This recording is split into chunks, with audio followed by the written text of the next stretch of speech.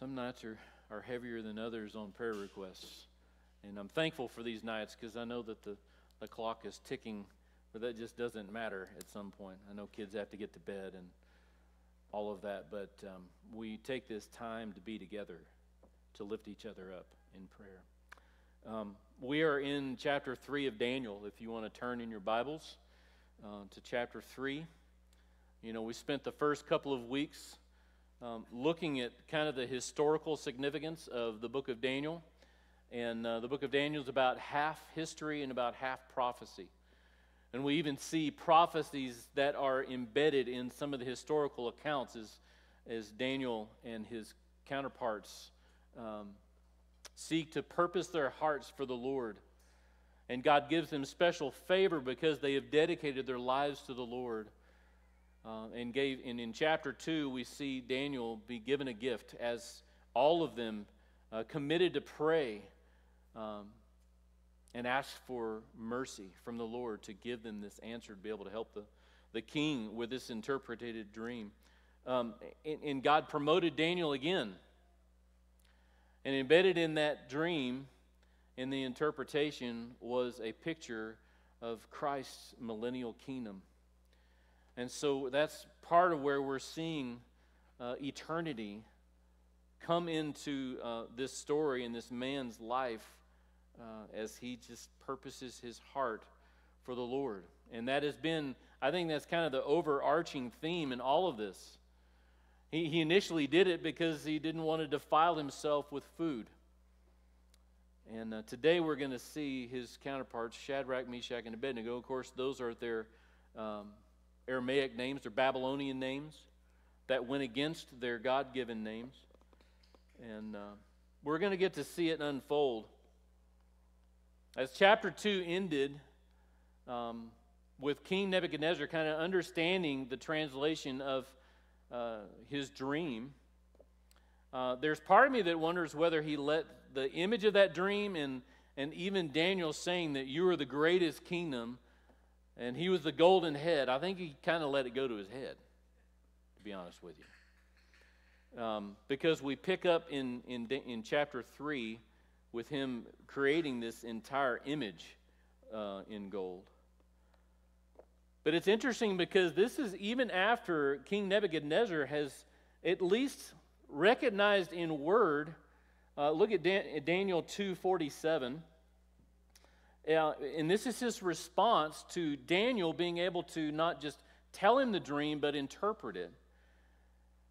And he says, the king answered and said to Daniel, truly your God is the God of gods and the Lord of kings, and a revealer of mysteries, for you have been able to reveal this mystery. So he recognizes that, but it's interesting that he still allows Yahweh, Daniel's God, to remain Daniel's God.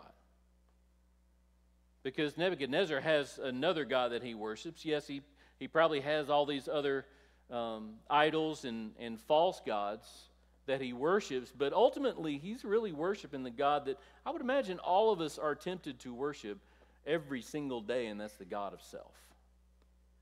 And so here, this is really what sets up this whole chapter, what set up Nebuchadnezzar setting up this image. And so as we get started here, let's just read in verse 1 and we'll see how it kind of unfolds. It says, King Nebuchadnezzar made an image of gold, whose height was 60 cubits, which is about 90 feet, and its breadth 6 cubits, which is about 9 feet. He set it up on the plain of Dura in the province of Babylon. Then King Nebuchadnezzar sent to gather the satraps, the prefects, the governors, the counselors, the treasurers, the justices, and the magistrates, and all the officials of the provinces to come to the dedication of the image that King Nebuchadnezzar had set up. Then the satraps, the prefects, the governors, the counselors, the treasurers, the justices, the magistrates, and all the officials of the provinces gathered for the dedication of the image that King Nebuchadnezzar had set up. And they stood before the image that Nebuchadnezzar had set up, and the herald proclaimed aloud, you are commanded, O peoples, nations, and languages, that when you hear the sound of the horn, pipe, lyre, trigon, harp, bagpipe, and every kind of music, you are to fall down and worship the golden image that King Nebuchadnezzar has set up. And whoever does not fall down and worships shall immediately be cast into a burning fiery furnace. Therefore, as soon as all the peoples heard the sound of the horn, pipe, lyre, trigon, harp, bagpipe, and every kind of music, all the peoples, nations, and languages fell down and worshiped the golden image that King Nebuchadnezzar had set up. I think it's very important that it's obvious that they want us to know that King Nebuchadnezzar had set this up. I think they say it about 6 or 7 times. But it's interesting. I want to look first of all at some of the historical aspects of this. The great thing about history is if it actually happens, you should be able to go and see something that proves that it existed.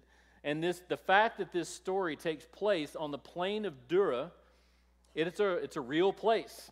It's on the banks of the Tigris River. It's outside of the city of Babylon and the palace.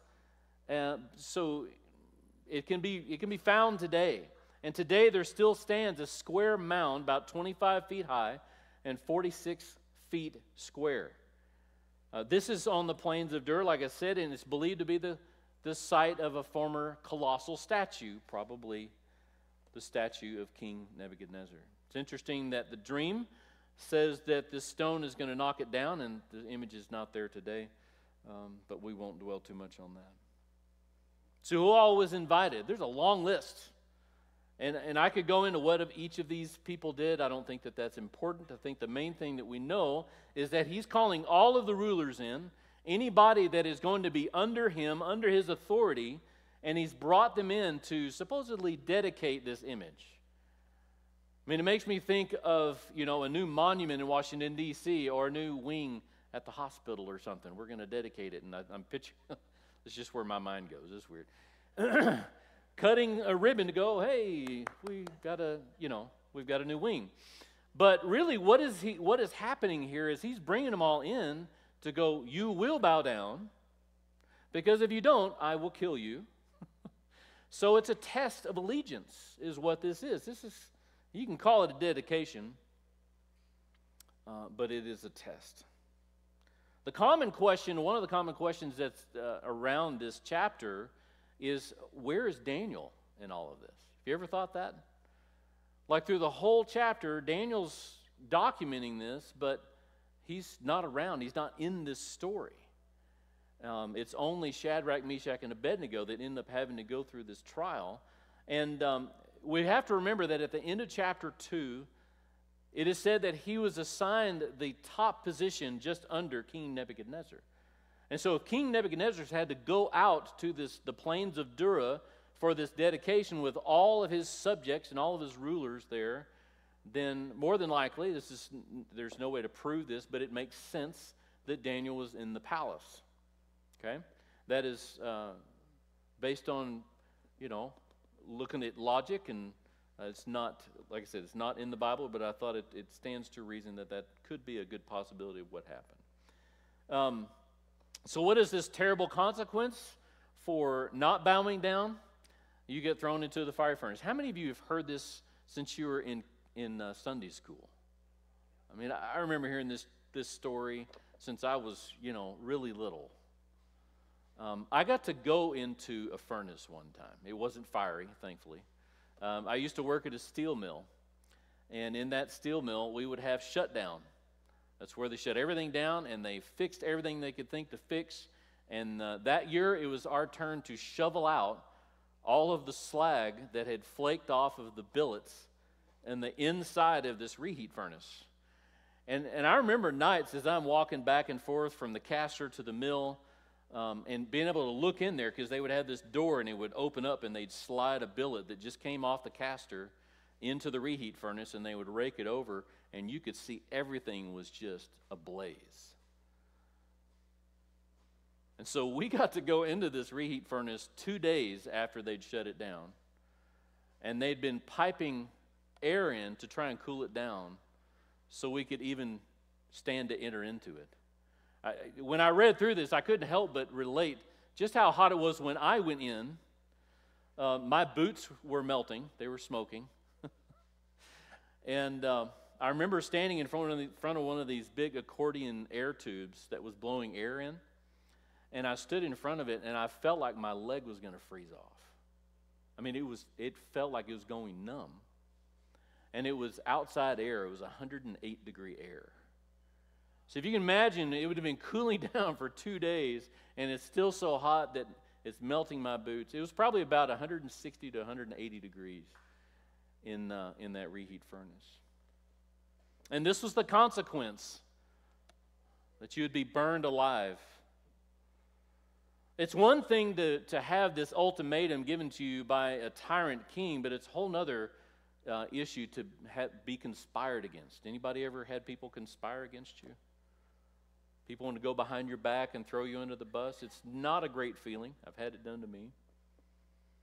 And Shadrach, Meshach, and Abednego, who haven't even been mentioned in this story yet, are about to get thrown under the bus. Look at verse 8. It says, "Therefore at that time certain Chaldeans came forward and maliciously accused the Jews. They declared to King Nebuchadnezzar, 'O king, live forever.'" Can you just, it's like brown-nosing. I understand they have to say stuff like that to kings, but it just seems like brown-nosing. Anyway, "You, O king, have made a decree that every man who hears the sound of the horn, pipe, lyre, trigon, harp, bagpipe, and every kind of music shall fall down and worship the golden image. And whoever does not fall down and worship shall be cast into a burning fiery furnace. There are certain Jews whom you have appointed over the affairs of the province of Babylon, Shadrach, Meshach, and Abednego. These men, O king, pay no attention to you. They do not serve your gods or worship the golden image that you have set up." And then King Nebuchadnezzar, in furious rage, commanded that Shadrach, Meshach, and Abednego be brought. So they brought these men before the king.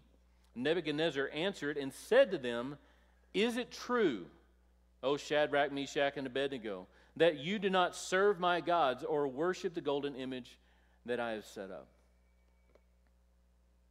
It's interesting as I read this that it wasn't the satraps and the governors and all of their equals that came to rat them out. It was the Chaldeans. And why does that matter? In this context, and I would say in every context that we live in, there is a spiritual battle going on. So it's not just people jockeying for position within a corporation. There are evil forces driving. I mean, the Chaldeans were the astrologers. The astrologers were the ones that King Nebuchadnezzar brought in first and asked them to work their magic, literally, to try and tell him the dream and tell him the interpretation. These Chaldeans have nothing to gain politically by getting rid of these guys. They're not an equal. It is all spiritual. Because the evil forces in this world want to take us out. And that is the battle we're all in. If we don't realize that, I pray that we wake up and realize it. But these Chaldeans, they made these accusations against these Jewish men. These are the wise men of chapter 2. All because Daniel, who was promoted above them, and these guys showed them up, basically. Proved that the God of Daniel, Shadrach, Meshach, and Abednego was more powerful. These certain Jews that you appointed, do you hear the accusation in that? Oh, these are the Jews that you appointed. And so they're making it clear that this is on him. But they also add a bit of information in there that's not really present in their actions. Since they pay no attention to you.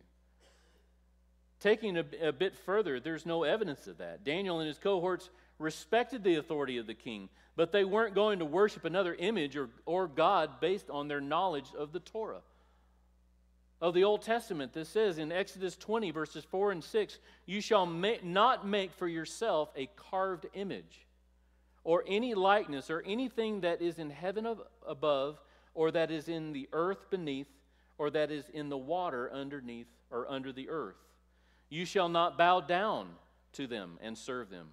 For I, the Lord your God, am a jealous God, visiting the iniquity of the fathers on the children to the third and fourth generation of those who hate me." but showing steadfast love to thousands of those who love me and keep my commandments. Here we're talking about 3 young Jewish men, they're teenagers, that are suffering the consequences of the sins of their fathers.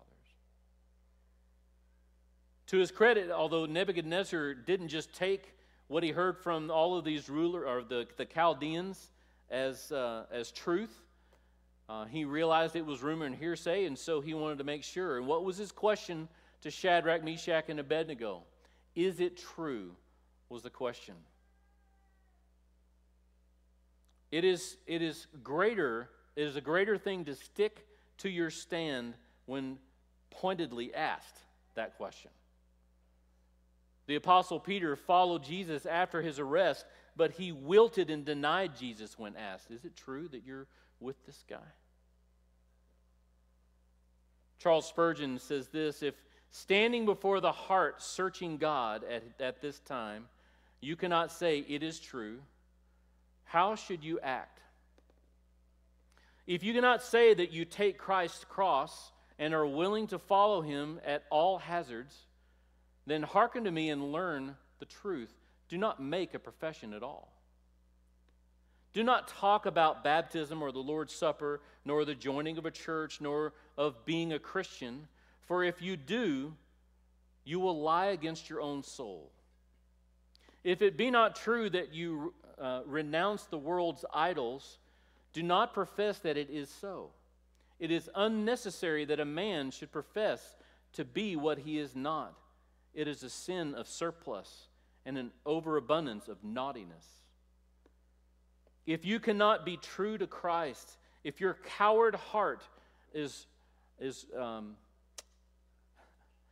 recant to your Lord, do not profess to be his disciple, I beseech you. He that is married to the world or flint-hearted had better return to his house, for he is of no service in this war. What Spurgeon is saying is, either be a man of God and stand on what you confess and who you confess you are, or don't make the confession at all. This world is filled with people that will go, I'm a Christian, and they don't live it at all in their lives. They're the ones that give Christians oftentimes a bad name. And even the faithful Christians have a hard enough time not giving a bad name, right? I mean, we all mess up. But it comes down to a time in our lives where we are going to be tested. I go back to the countdown song, these days. We are made for these days. I know there's many of us at times ago, I wish I was born 100 years ago. You ever think that? I've thought it 100 times. I don't know that I could actually do it, but I'd like to think I could.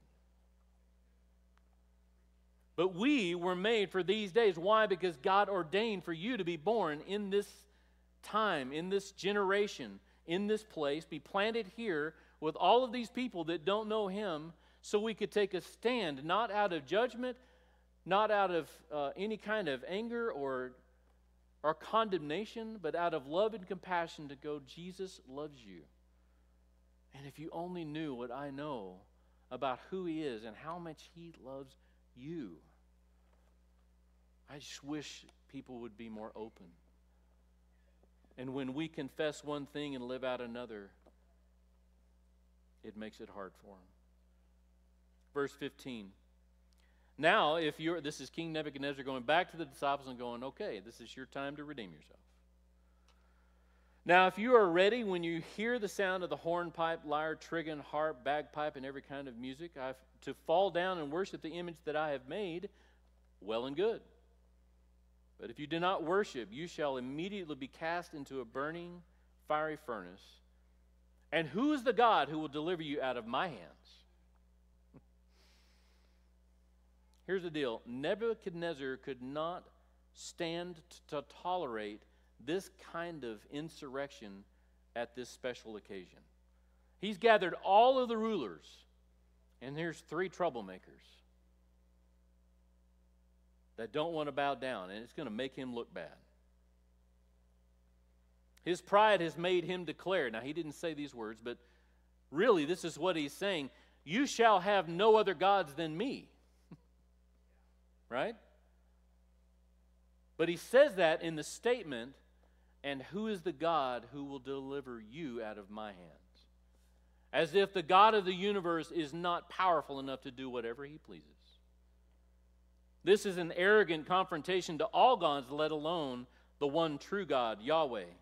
Nebuchadnezzar wasn't so worried about whether they would worship his gods. Nebuchadnezzar wanted them to worship him. And the fact that they weren't is what made him go nuts. Another quote from Spurgeon, "Do not judge the situation by the king's threat and by the heat of the burning fiery furnace, but by the everlasting God and eternal life that awaits you. Let no flute, harp, or sackbut," I'm not sure which instrument that's substituted for, but bagpipe? Okay, that makes sense. Sackbut, I like that better. Don't let those things fascinate you, but hearken to the music of the glorified. Men frown at you, but you can see God smiling on you, and so you are not moved. Shadrach, Meshach, and Abednego came back with such a bold response. I think this is, even before God delivers them out of the fiery furnace, this is my favorite part of this whole story, this whole account. In the face of a tyrant king, they believed and trusted the King of Kings, even when it was going to mean the possibility that they would lose their lives. Look at verse 16 here. Shadrach, Meshach, and Abednego answered and said to the king, "O Nebuchadnezzar, we have no need to answer you in this matter." They're like, "We're already dead men if that's what the Lord wills, so I have no reason to give you any kind of answer." I love that.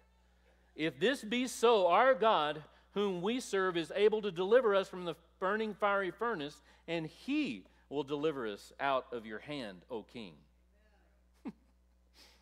But if not, be it known to you, O king, that we will not serve your gods or worship the golden image that you have set up." This is what I would hope the response of every believer in the world would be. In the face of every temptation, in the face of every opportunity to compromise in our faith, in our walk, in our witness. This is how I wish that we would answer.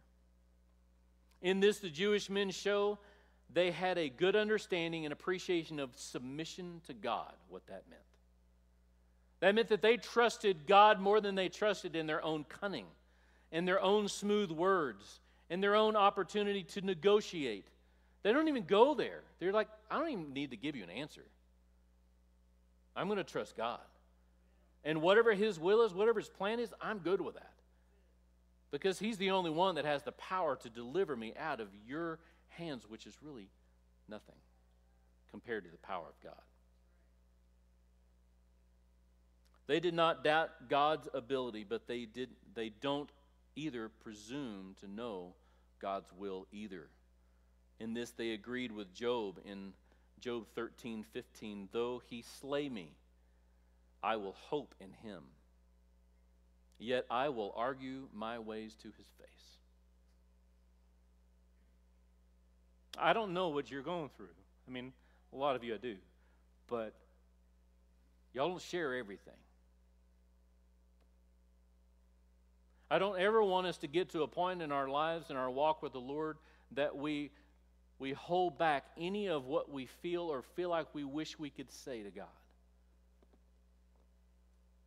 Because he can take whatever you throw at him. All of your pain, all of your agony, all of your heartache, your anger. He can take it. Because he knows you're just an imperfect human. Made in his image, but flawed and sinful, and feeling everything that he created you to feel. Right? Fear, hurt, all of it. We were in Bible study the other day, and we read about how angry God was. And somebody's probably a politician wanting to call me. We read about God's anger, and one of the people said, well, but God doesn't have emotions. I'm like, oh man. We just read about God being a jealous God. We read in the New Testament about grieving the Holy Spirit. We are created in His image. It's just that we take our emotions in a bad direction. Ultimately, they recognize, getting back to the book of Daniel, they recognize that God's plan might be different than their desires. We prayed for a lot of things tonight, and we prayed for God to intervene. We don't know what His plan is. All I know, and this is from years of walking with the Lord, that His plan is perfect. Whatever it is. Because He has a purpose for everything that He allows us to walk through. We can have desires and dreams, and we can pray that God fulfills them. But if He doesn't, we don't turn our back on Him. We trust Him. In our day, many do love Jesus and think highly of Him. Yet they are far from God because they also love and worship the world, sin and self. 1 John 2:15 says this, do not love the world or the things in the world. If anyone loves the world, the love of the Father is not in him. Charles Spurgeon says this, he says, I'm glad that the three holy children were not careful to answer, or they might have fallen upon some crooked policy or lame excuse for compromise. What have we to do with consequences? It is ours to do the right and leave the results to the Lord. Verse 19. Then Nebuchadnezzar was filled with fury, and the expression of his face was changed against Shadrach, Meshach, and Abednego. He ordered the furnace heated 7 times more than it was usually heated. And he ordered some of the mighty men of his army to bind Shadrach, Meshach, and Abednego, and to cast them into the burning fiery furnace. Then these men were bound in their cloaks, their tunics, their hats, and their other garments, and they were thrown into the burning fiery furnace, because the king's order was urgent, and the furnace overheated. The flame of the fire killed those men who took up Shadrach, Meshach, and Abednego. And these 3 men, Shadrach, Meshach, and Abednego, fell bound into the burning fiery furnace. Then King Nebuchadnezzar was astonished and rose up in haste. He declared to his counselors, did we not cast 3 men bound into the fire? They answered and said to the king, true, O king. And he answered and said, but I see 4 men unbound, walking in the midst of the fire, and they are not hurt. And the appearance of the 4th is like a son of the gods. I entitled this sermon, and then there was 4. He sees 4, not 3, and he sees them free and not bound. I mean, think about the guys. These guys are just taking them up to chunk them, and they drop dead. And yet, Shadrach, Meshach, and Abednego go in bound, and then all of a sudden they're just walking around, fellowshipping with Jesus before He actually had a name, Jesus. God's Son, pre-incarnate Christ. Nebuchadnezzar actually tells us that that's who it is in his own words. He's not prophetic. He doesn't understand exactly who it is. But he says that they look like the sons of the gods. Jesus was literally with them in the worst of their trial. God can deliver us from a trial, or He can miraculously sustain us and strengthen us in a trial. Something I heard years ago is God will not protect you from what He desires to perfect you through.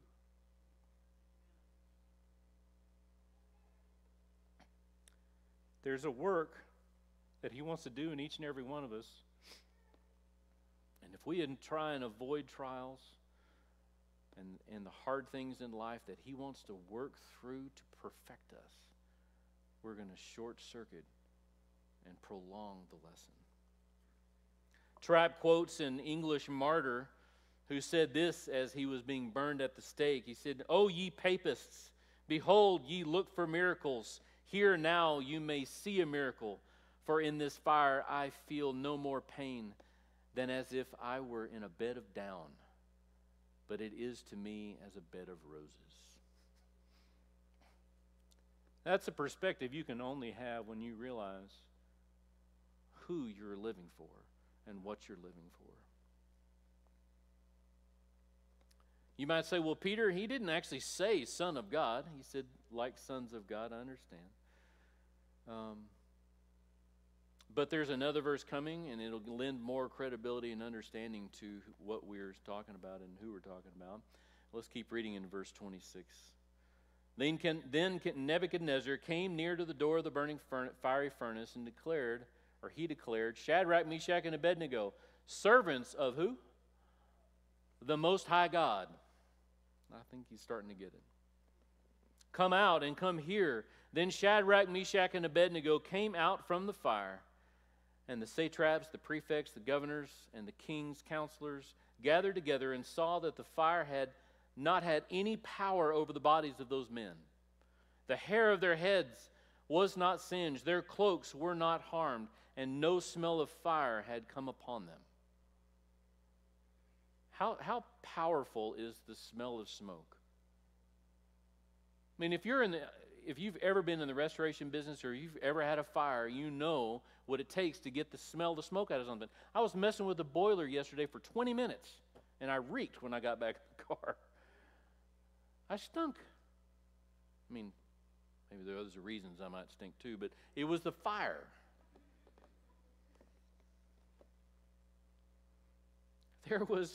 Their hair wasn't singed. It's not like God's power only worked 90%. Right? Oh, I'm so glad your life was preserved even though all your clothes were burned and your hair is gone and man, you reek. It wasn't any of that. They walk out of the flames untouched, unscathed, smelling like the bed of roses that martyr thought he was dying in. The trial had no power over them. And it was so staggering, this result, that even the king, the pagan king, declares this truth about him, that he is the Most High God. Verse 28. Nebuchadnezzar answered and said, Blessed be the God of Shadrach, Meshach, and Abednego, who has sent his angel. There's another key. If you're reading through the Old Testament and you come across the angel of the Lord, more times than not, and it's easy to, maybe not easy, but it's you're able to discern whether they're talking about the pre-incarnate Christ or whether it's just an angel. Because the angel, if anybody bows down to worship him, what do? They stop them. They don't let them worship. And so you see the angel of the Lord all through the Old Testament. Blessed be the God of Shadrach, Meshach, and Abednego, who has sent his angel and delivered his servants, who trusted in him and set aside the king's commands. In other words, they weren't worried about what I said and yielded up their bodies rather than serve and worship any god except their own God. Shadrach, Meshach, and Abednego surrendered themselves completely to God, body, soul, and spirit. It's the kind of submission that Paul talks about in Romans 12.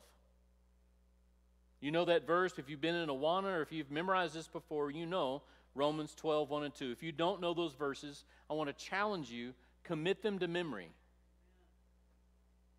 Look what verse 1 says. It says, I appeal to you, therefore, brothers, by the mercies of God, to present your bodies as a living sacrifice, holy and acceptable to God, which is your spiritual worship. In other words, we don't just worship God when we come here and sing songs. We worship the Lord as we live our lives every day, sacrificing what our flesh might want to live for the Lord and to be an example for Him. To live out our lives is an act of worship. The righteous living that the Lord talks about wanting us to walk in, that's living out our lives as an act of worship. Denying ourselves, picking up our cross and following Him. So when other people look at us, they go, what do you mean you don't drink? What do you mean you don't whatever the case may be. What do you mean you go to church? You believe in Jesus. Everybody believes in something, even an atheist.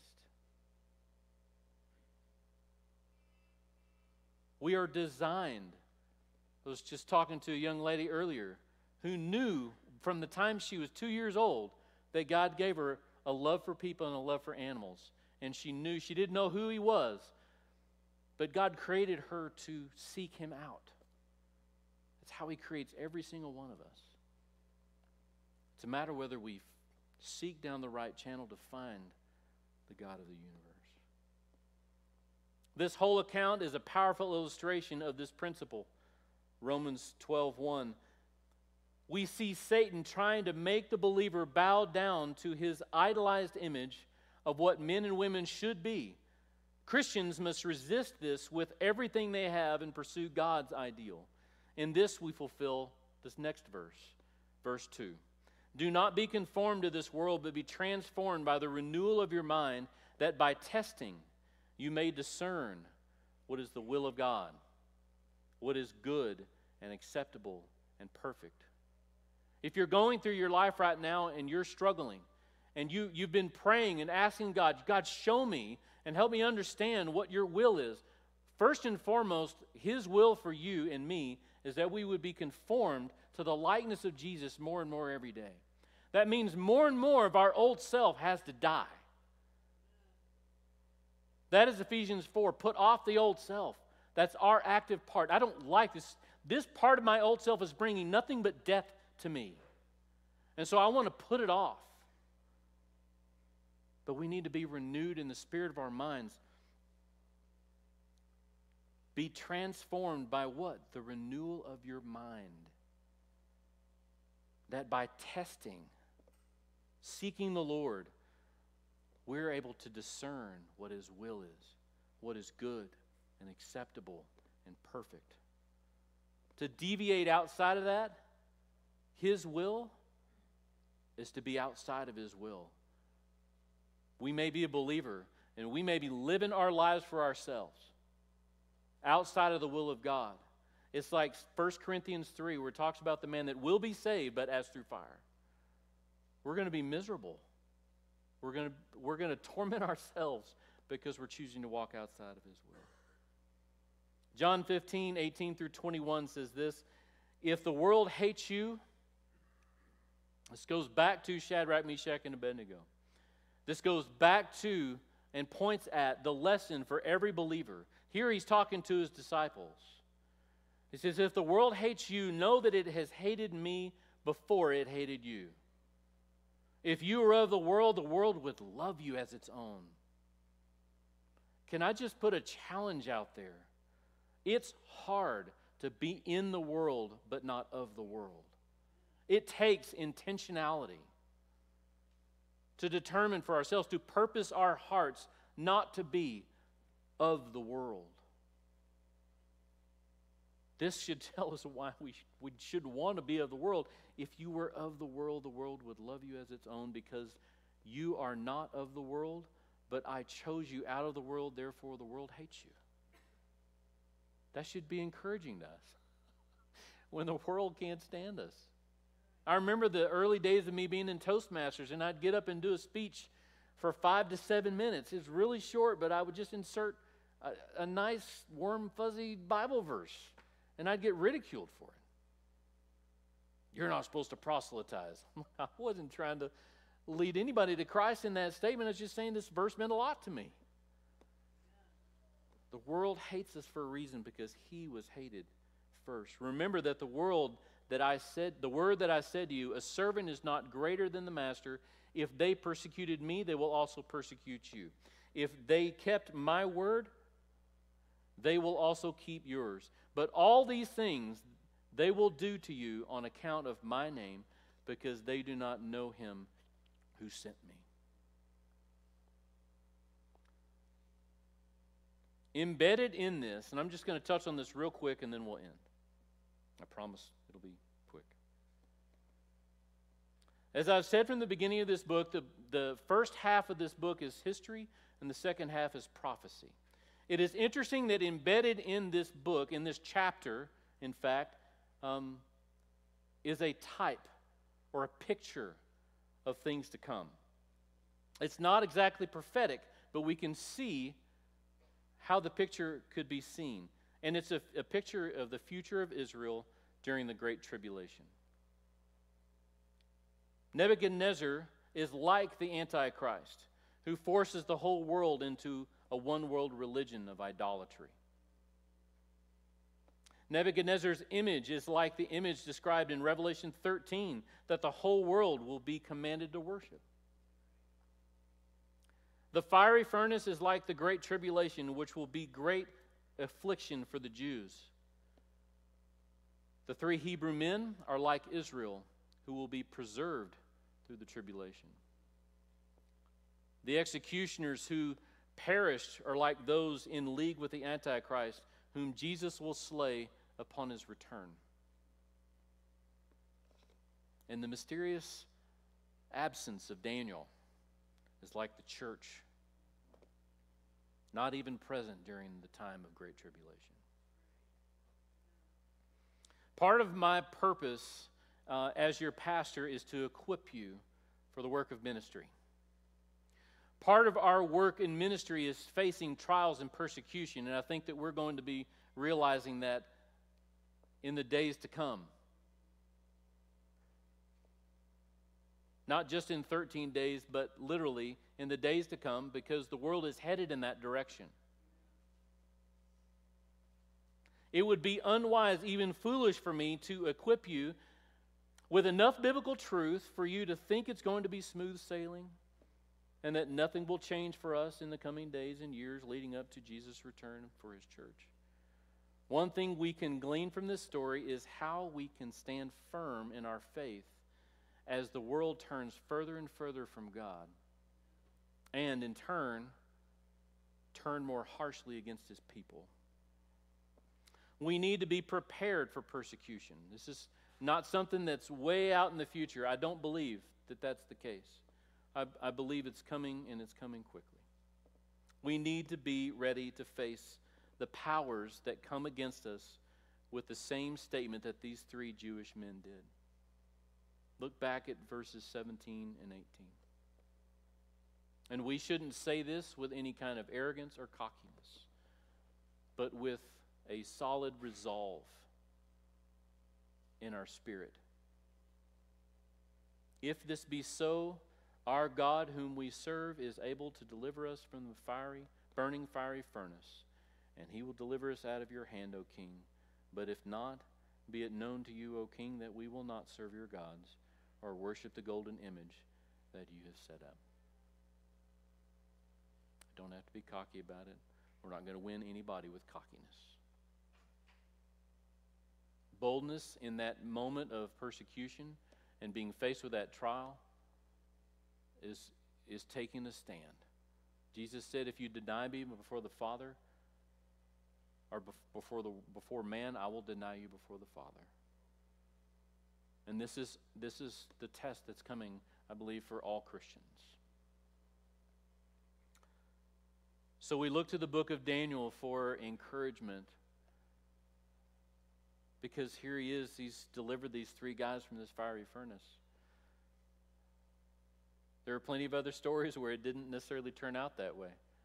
Isaiah, the prophet that wrote 100 years before Daniel, as he was being persecuted by his own people, was sawn in half.